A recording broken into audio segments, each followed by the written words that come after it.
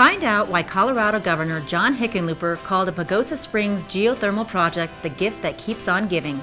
An $11 million construction project will provide housing for 50 families. And learn who owns the oldest A&L Coors distributorship in the country. The answer might surprise you. These local business stories and more on Open for Business. I'm Monty Grushkin. You're watching Open for Business with Jim McCobb, a business news show that brings you information about commerce and industry in the four corners. Open for Business is brought to you by First Southwest Bank. We can help you get there. First Southwest Bank. And by the Plata County Economic Development Alliance. Pioneer Spirit, Business Smart. What does it take to get a geothermal energy project off the ground? Patience, lots of patience. And that's what Pagosa Springs businessman Jerry Smith would say. Smith owns Pagosa Verde, a development company based in Archuleta County. He works with local communities to create renewable energy systems and sustainable agricultural programs. Smith has spent the past 3 years in southwest Colorado spearheading a multi-jurisdictional partnership to create Colorado's first ever electric generating station powered by geothermal energy. And his patience finally paid off when Colorado Governor John Hickenlooper traveled to Pagosa Springs on May 30th to sign House Bill 141222, a bill that will provide the financial means to develop the locally owned generating station. More than 150 residents gathered at the Pioneer Park on the San Juan River in Pagosa Springs to watch Hickenlooper sign the bill into law. The bipartisan bill was co-sponsored by State Representative Michael McLaughlin, a Democrat, and State Senator Ellen Roberts, a Republican. It gives the newly formed Pagosa Waters, the company that will develop the power plant, the authority to issue private activity bonds guaranteed by a government agency, according to Jeff Ackerman, the director of the Colorado Department of Energy. The government-backed private bonds will allow Pagosa Waters to raise capital from investors with a much reduced interest rate. The signing of this bill today regarding renewable energy in Colorado and Pagosa Springs is that it now makes funding through private activity bonds more available for smaller projects, under 50 megawatt clean renewable energy projects. We have a variety of potential across the state, and geothermal, and Pagosa Springs in particular, is the first place we can really tap geothermal, has not been able to really develop, in part because of the challenge of any good project addressing risk. And so this is a way for the government, through private activity bonds, working with a variety of other partners here, can now take a small project like this and get it off the ground through bringing another funding source into the project.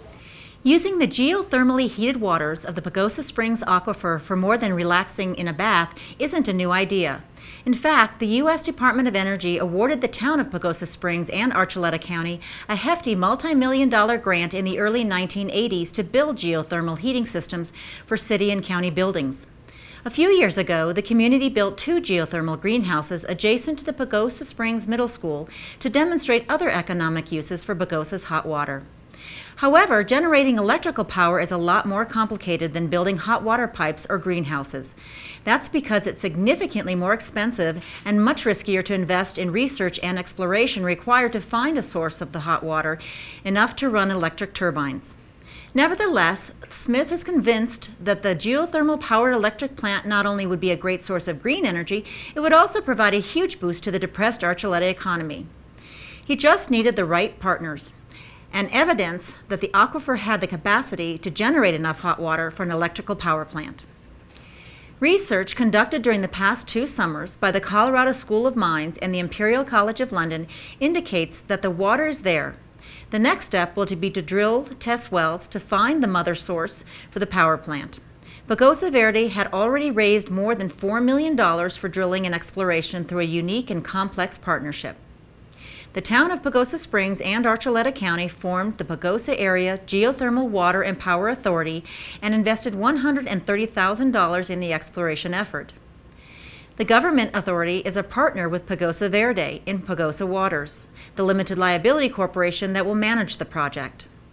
In addition, Region 9 Economic Development District has invested $32,000 as an equity partner in Pagosa Waters, and it has provided 2 loans totaling $100,000. As a result of the community partnerships and the support, the U.S. Department of Energy stepped up the plate and awarded Pagosa Verde a $3.8 million grant to conduct the exploration project. During the bill signing ceremony, Smith called the partnerships unprecedented in southwest Colorado. The public-private partnership our community created stretches from the geothermal greenhouse on our middle school across the street to the classrooms and labs of our great Colorado universities. It connects the breakfast tables in our community to the conference tables in Denver and Washington. It connects the efforts of Mayors Bolger, Commissioner Lucero, and our local governments with the efforts of state officials and agencies, and on up to U.S. Congressman Tipton and our U.S. Senators Udall and Bennett, leading the fight for policies supporting our vision in the U.S. House and Senate. Our Pagosa Water story is about the power of our rural community's unified vision and will. But from that, it became something more. It's a Colorado story, validating our governor's vision of a bottoms-up bridge to Colorado's sustainable future. And it's an American story, a story of a shared vision born into reality because of a shared belief. There are no obstacles to a sustainable future. There are only undiscovered solutions. Governor Hickenlooper noted in his comments that the innovative partnership to develop geothermal energy will serve as an example to communities across the United States. Once developed, the power plant will be the first geothermal power generating station in Colorado. There is an identity and a brand when you're first. And I think Pagosa Springs is going to own this forever. I think it's going to spread to other businesses here. I mean, this is the right time in the way the world's evolving. If you're the first to something that's really, truly green, right there, I'm not sure we have another energy source that's any greener. I mean, solar, wind, but geothermal's right there. If you're the first at one of the significant energy sources that is totally green, that's going to brand Pagosa Springs as a place where things are done differently, where it's a place of innovation, and it's a place where, you know, it's an outdoor, sustainable quality of life. So this is I think the gift that's going to keep on giving, right? So not only you have this great project with all the multiple sources of revenue, you've mitigated your risk by figuring out a really, I think, a brilliant way of structuring it. But in addition to that, you're also branding Pagosa for all the other entrepreneurs and businesses here, that they'll get some benefit from this as well. Unfortunately, drilling won't begin for a few more months. Smith reported that the U.S. Department of Fish and Wildlife has put a halt to the drilling project until it can conduct a study on the Pagosa skyrocket, an endangered flower found in the proposed drilling area. It doesn't bloom until later in the summer. Apparently, Smith will have to practice patience a little bit longer. Up next, potential tenants already are calling about renting apartments that won't be ready until next year.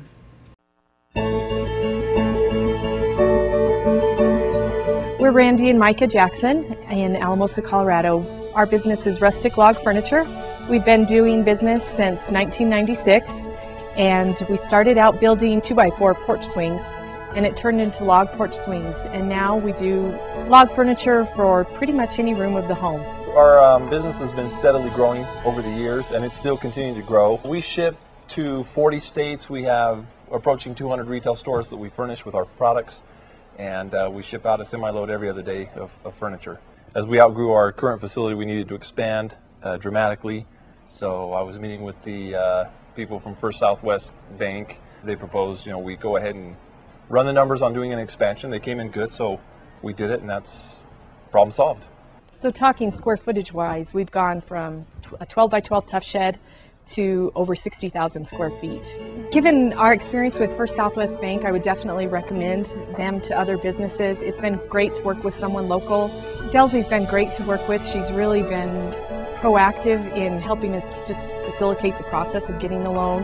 And so she really helped take a lot of stress away by making recommendations of what they can do to help us ease the stress and focus on what we really need to do. This is our there.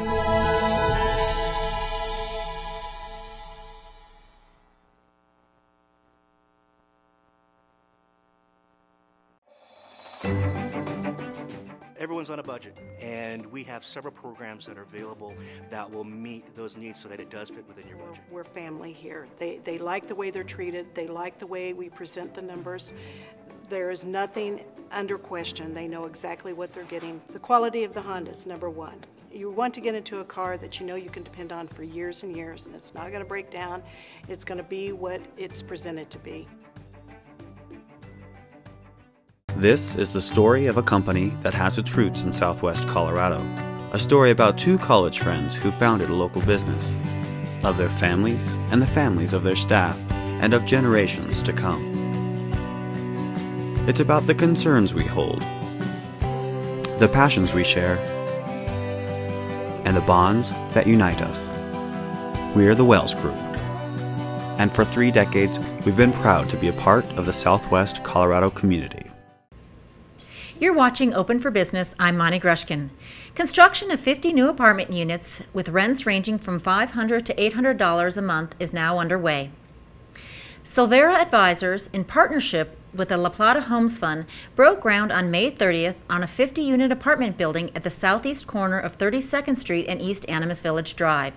The $11 million project is the first rental complex to be built in Durango since 2008, said Karen Iverson, Executive Director for the La Plata Homes Fund. Iverson said the lack of available units increased rents by 18% during the past 3 years. A vacancy rate of 2% is driving prices higher. The Lumion apartment complex will be available to households that earn less than 60% of the area's median income. So this is going to be the first rental project of any kind since 2008. So we're really excited. There is so much pent-up demand and need for rental units in Durango right now. The vacancy rate is 2%, which means you put something on the market, you put it on Craigslist, and it's gone the next day. And because of that tight market, rents have gone up 13% over the past year. So those who suffer the most are those who can't afford it. Our entry-level workforce, seniors, those on fixed incomes, and that's who this project is for. Units will be ready in summer 2015, but because of today's tight housing market, Iverson said she's already receiving calls from potential tenants who want to be placed on a waiting list. Another 40-unit project is planned after the Lumion projects is completed. For more information, visit the La Plata Homes Fund website at homesfund.org. The Durango Visitor Center at the corner of 8th and Main celebrates its 2nd anniversary this month, and it's on track to serve nearly 125,000 visitors this year. According to Interim Director Bob Kunkel, the center was designed to encourage visitors to extend their stays in Southwest Colorado. Does it work? Although the Durango Center doesn't have the financial resources to conduct a quantitative study on its impact on visitor decisions, anecdotal evidence suggests many visitors do stay longer after visiting the center. Kunkel says a visitor initially may stop in for a restroom break, but if they learn something new about the area, they're more likely to stay. It says people that do visit a Welcome Center will stay longer and spend more simply because they're more educated about what their options are. According to a 2008 study by the University of Colorado School of Business, Welcome Centers do make a difference in the number of days that visitors stay in the state. The study indicates that 38% of visitors to one of Colorado's 8 Welcome Centers made final lodging decisions while on the road, and 59% planned activities while traveling. On average, Welcome Centers extended their stays by 2.6 days. The Durango Welcome Center is supported by the City of Durango, Fort Lewis College, the Durango Business Improvement District, and the Durango Area Tourism Office. Fast Signs of Durango is the concierge that provides informational signs and advertising for the center. For more information about the Durango Visitor Center, log on to durango.org. Up next, the oldest Coors distributorship in America, and after that, a visit with Jack Llewellyn.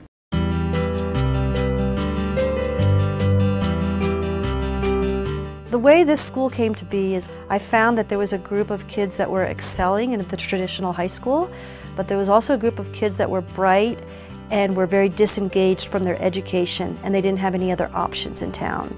We had great momentum for the first few years of our school. We were housed in a strip mall in downtown Durango, and we simply made the best of it. So we needed to move our school to a better facility. And our involvement with First Southwest came about when we had exhausted the traditional avenues that charter schools look to for financing and funding to address the facilities question. We really were struggling to make it work. And luckily First Southwest Bank stepped in, and quite honestly, had the bank not stepped in, I don't think that we would have continued to exist this year. They absolutely focused on what is important for the community, how can we support this thing that's a really important part of the community in giving choice and education, and that's what they focused on. And I was truly amazed and really had huge gratitude the fact that they stepped up and made this deal happen. That's where First Southwest Bank has really helped us make this dream come true. Who's Your Daddy? Backed by popular demand, the Powerhouse Science Center celebrates dads, papas, and other father figures everywhere during the 10th annual Who's Your Daddy fundraiser on Saturday, June 14th. Join in the family fun at our new venue this year on the cool and shady lawn of Buckley Park. Live music, food, beer garden, slip and slides, and crafty scientific fun. Sponsored by Carver Brewing Company, Bass Signs, Four Corners Broadcasting, Mercy Regional Medical Center, and the R.H. Crossland Foundation. Support your hometown science center. Come give your daddy a hug on June 14th. It's full steam ahead at the Durango and Silverton Narrow Gauge Railroad. Enjoy a historic trip through southwest Colorado's rich scenery with daily train excursions through the spectacular San Juan Mountains. See the world-famous 400-foot drop at the High Line. Relax as you chug along the Upper Animas River and spend an afternoon in the historic mining town of Silverton. Stop by the depot or call 247-2733. Get more information on our website at durangotrain.com. Welcome back to Open for Business. I'm Monty Grushkin. The Arellano family of Durango started their beer distributorship company the day after Prohibition ended by distributing Coors beer. Since then, the family has expanded its product lines, but remains the oldest company to distribute Coors beer in America. Here's why. My name is Mike Beery. It's B-I-E-R-Y and pronounced beer, Beery. And I'm the general manager here at A&L Coors. I started work here in April of 1994, so I just celebrated my 20th year here. The day Prohibition ended, Martin Arellano, back in 1933, was at the brewery and had his wagon and got his first load of beer. And we're going towards the fourth generation of Arellanos. Martin sold to his son Lolly. Lolly sold to his son Bob. Bob is the current owner, and his son Mario will be the next heir. And so it is the oldest family-owned Coors distributorship in the United States. Right now, our territory is state line of New Mexico, state line of Utah. We can't take beer across state lines. And as far north as Silverton, and then as far east as Fort Garland. So it's kind of interesting when you look at what Bob Arellano did, with this company at that time. It was really progressive to take a traditional just Coors distributor and bring in other brands. But yeah, he was really progressive in seeing that the market was going to change and that it was going to diversify, and we needed to get ahead of that and have not just one beer brand. We have a total of 23 suppliers here, and to name a few would be Sam Adams, Sierra Nevada, New Belgium Brewing. So total, we have a large craft portfolio. It's interesting when you look at where the business is going, where it's been. Locally we've got Ska, and they're doing great, and that's just an exploding craft business. And how do you manage something like that? For us, when so much of our business is these big beers, Corona, Coors, Heineken, Modelo, and we've got a lot of craft brands that are growing as well. When some aren't growing as big, how do you offset that with these smaller brands that are growing really well? And we're seeing that right now. It's really interesting, is how do the big breweries, compete with that? They've got their own smaller brands. Blue Moon's done great. Batch 19, that was a really cool brand that's had some success stories for Coors. And then, our own portfolios, a lot of the craft beers taken off. The local thing is the biggest thing you hear right now in beer business, is everybody wants local. And it's interesting because we're the largest employee of people in the beer business regionally. And so we do more to support local people as far as hiring people and keeping people employed in the community than anybody else. And when you look at, like I said, the nonprofit stuff, locally we contribute more back into this community than anybody I can think of. Congratulations to the Arellano family on its 80 years in business. That's incredible. Now we welcome Jack Llewellyn, Executive Director of the Durango Chamber of Commerce. Tell us about the most recent membership survey, Jack. Well, we had the privilege of working with Fort Lewis College through Dr. Simon Wall's class. We did actually 4 studies, and Ronnie was one of the students that conducted one of those studies. Each study focused on different areas. Great. Can you tell us a little bit about how this partnership came about with the college, Ronnie? Yeah, definitely. So it all starts by you sign up for Dr. Walls's marketing research class. We go in, learn the basics for a couple weeks, and then we go through, and our first project is interviewing skills and how to perform an interview without leading someone on and getting them to open up a little bit. And I've already seen some of the interviewing skills here, but by saying things like "tell me more" and just letting the person talk to you, they'll open up and say way more than they even know, like almost telling you how they feel, which is something that we sort of got into with the studies. Okay. And then the second half of the class was our quantitative study with Jack in the chamber. Well, tell me a little bit more about these 4 studies and which one that you enjoy doing the most. Well, our study with Jack, we broke them down into 4. So one of them was the chamber building itself and utilizing all the resources there. One was the current members, prospective members, and then the Fort Lewis Welcome Center. Okay. And which one, I understood you did one where you had used some instruments and you kind of did some traffic studies. Yeah, and that would be the use of chamber in its space, which was the study that I conducted. Okay. And my research team, we did a lot of work with that. I would go in and I spent a lot of time observation hours in the chamber building itself. So I'd go in, sort of track where people were walking to, their body posture habits, their tone of voice when they were speaking with the chamber staff. And then we administered a survey at the end of their visit. And what would you say is the most important thing that you gleaned from these studies? We need to renovate the building. I mean, watching the traffic patterns, looking at some of the things that people observe, watching where they would go from the outside of the building to the entrance, and then just watching and observing where they would navigate through the building. And some of the things that Ronnie's team found was if we were to remodel, if we were to change the actual physical entrance to the building, some of the things that we can add to enhance what we have inside the chamber facilities, it's different at the chamber than what the Welcome Center is. We get the resident or the visitor when they first come to town. They haven't even settled into the hotel. So some of the things that we can offer, we'll take and apply things that Ronnie's group learned and then be applying it. And was there anything in any of these 4 studies that talked about how local folks use the area around the chamber, like the soccer fields? I'm always driving by and seeing kids playing soccer or other activities. Yeah, we did a little bit more just with the park area, and almost 20% of the people I observed walking into the chamber during our observation time were people from Durango, and they were locals, either coming in looking for restaurant deals, or they were just asking where something was. If it had changed, half of them were there to meet Jack. Popular guy, Jack. Yeah, well, right now everyone is observing the new Whitewater Park. We have everybody parking in the RV parking spaces, which we got to do some re-signage, but everyone's coming down to watch what happens when a raft tries to go through the rapids at Smelter. Yeah, I was walking the river this morning. Boy, that water is really running right now. I'm not sure I'd want to be in a kayak on that river today. But. No, it is raging. One of the things I do want to point out, too, is that from the research, we learned that current chamber members are very happy with what we're doing. The members that, folks that have never been members, a completely different perspective on what the chamber does. They're the ones that don't want to be at business after hours, don't want to take advantage of some of the offerings, marketing research projects that we can do, such as with Fort Lewis or through Reference USA.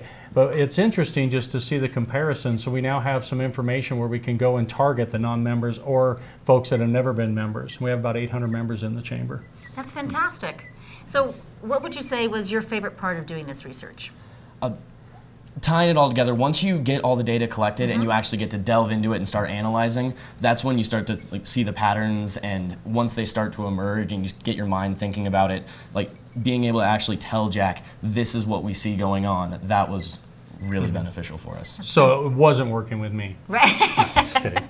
Well, folks, we appreciate Jack and Ronnie coming here to see us today. If anyone out there is watching and would like to do a marketing research with Fort Lewis College, you can contact Simon Walls at walls_s@fortlewis.edu. Thanks for joining us. Up next, your business updates. Hike on over to Backcountry Experience for the Osprey Backpack 40th Anniversary Celebration, and let our pros help you find the pack that fits your passion. Exclusively selected as one of the only 14 Osprey Pro shops in the nation, we carry every size, color, and type of backpack that Osprey manufactures. Our master outfitters have the training and on-the-trail experience to custom fit your pack for your body, shape, size, and backpacking needs. Whether you're hiking in the desert, biking to work, or trekking around the world, you won't carry an Osprey pack, you'll wear it. Then join our Backcountry Experience team and the Osprey family for Osprey's 40th anniversary party and premiere Durango screening of the Osprey Backpack Story at 6:30 p.m. Saturday, June 14th at Ska Brewing in Bodo Industrial Park. Find the Osprey pack that fits your passion during the Osprey 40th anniversary celebration at Backcountry Experience, Osprey's only pro shop in the region. The Durango Holiday Inn would like to invite you to the Sporting News Grill for breakfast, lunch, and dinner. Featuring a full-service restaurant and bar with 11 HD TVs, it's a great venue for family and sports fanatics alike. The Sporting News Grill. Stop in and let us show you our game face. Welcome back to Open for Business. I'm Monty Grushkin, and here are your weekly updates. La Plata Electric Association board members Jeff Berman and Joe Wheeling retained their seats in the recent board election held in May. Ken Fox, who represented Archuleta County on the board, lost his seat to challenger Bob Lynch. Berman represents the city of Durango, and Wheeling represents North and East La Plata County. Wheeling defeated challenger Allison Dance. For more information, visit the La Plata Electric website at lpea.coop. You won't want to miss this next Business After Hours. Hosted by Music in the Mountains on Thursday, June 19th, it will be held in the warehouse behind 2nd Avenue Sports. The warehouse is slated for demolition to make way for a new First Southwest Bank facility. Before it goes, 2 professional graffiti artists, Brandon Paul and Brian Simons, will decorate the space with graffiti. The event will be held from 5 to 7 p.m. Cost is $7 for chamber members and their guests and include appetizers by the Orr House and drinks by Star Liquors. Visit durangobusiness.org for more information. Learn more about malware and fraudware, how they work, and how to prevent them from attacking your computer system at the next Lunch and Learn scheduled for noon on Wednesday, June 25th at the First National Bank of Durango. David Munson, Senior Technician with J Monument On-Site PC Repair and Systems, will provide tips and tools to protect your systems. Cost is $10 for chamber members and $20 for all others. The cost includes lunch. Reservations are required. Visit durangobusiness.org for more information. Save the date now for the 5th Annual Southwest Colorado Women's Small Business Conference, scheduled for Thursday, July 24th at the Doubletree Hotel. Roxanne White, Chief of Staff to Colorado Governor John Hickenlooper, will be the keynote speaker with her presentation, Leaning Into Empowerment. Visit coloradosbdc.org/events for more information. That's it for this edition for Open for Business. I'm Monty Grushkin. I'll see you again on June 19th. Remember, keep watching. You'll like what you see. Thank you for watching Open for Business. Tune in every week with Jim McConnell for information about commerce and industry in the Four Corners. Open for Business has been brought to you by First Southwest Bank. We can help you get there. First Southwest Bank. Also brought to you by the La Plata County Economic Development Alliance. Pioneer Spirit, Business Smart.